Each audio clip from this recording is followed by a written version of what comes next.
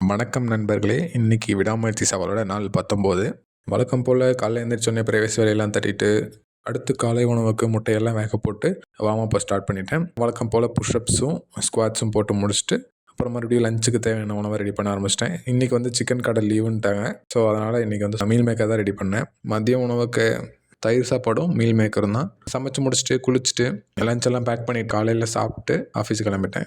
Office முடிச்சுட்டு வீட்டுக்கு வந்துட்டு ப்ரெட்டும் பீனட் பட்டரும் சாப்பிட்டு ஜிம்முக்கு கிளம்பிட்டேன். இன்றைக்கி வந்து புஷ் டே. ஸோ அதனால் செஸ்ட்டும் ட்ரைசப்ஸும் ஷோல்டர்ஸ் 3 மசிலுக்கும் சேர்த்து இன்றைக்கி ஒர்க் அவுட் போட்டேன். கொஞ்சம் ஹெவி ஒர்க் அவுட் போட்டேன். அடுத்து முடிச்சுட்டு வீட்டுக்கு வந்துட்டு இன்றைக்கி சப்பாத்தி இல்லாதனால தோசை ட்ரை பண்ணலான்னு பார்த்தேன். அதுலேயே வந்து கொஞ்சம் டிஃப்ரெண்ட்டாக கேரட் தோசை போட்டேன். ஆனால் தோசையை திருப்பி போடும்போது பாதி கேரட் அப்படியே வெளியே விழுந்துச்சு.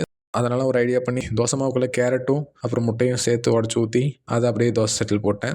ஆர்வ கோளாறில் முழு சட்டையிலுமே மாவு ஊற்றிட்டேன். அதை திருப்பறதே பெரிய டாஸ்க் ஆகிடுச்சு.